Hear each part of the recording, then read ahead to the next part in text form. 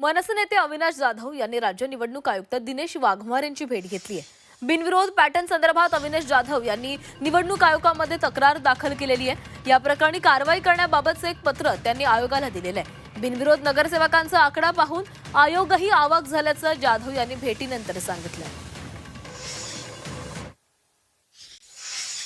मी त्यांना अनेक पुरावे दिले, अनेक पुरावे दाखवले आणि त्यांना देखील म्हणजे त्यांच्याकडे पाहून कळत होतं की हा सिरियस विषय। मी त्यांना ही गोष्ट सांगितली, साहेब अशा प्रकारे जर लोकांनाच मतदान करता येणार नसेल तर कसं होणार ना याच्यापुढे।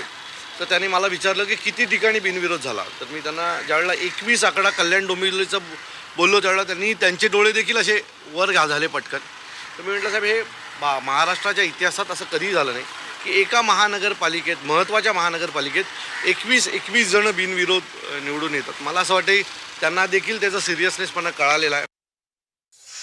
2 मागण्या आहेत की ज्या आरोज होत्या, ज्यांनी ह्या सगळ्या प्रकारे गोंधळ घातला, त्यांचे जे तिथले जे फुटेज आहेत ते चेक करावे।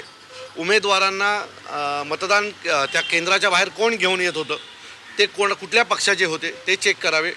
आणि दुसरी आणि महत्त्वाची गोष्ट, जोपर्यंत ही चौकशी पूर्ण होत नाही तोपर्यंत निवडणुकीचे जे निकाल आहेत ते राखून ठेवावेत, तोपर्यंत ते निर्णय जाहीर करू नयेत।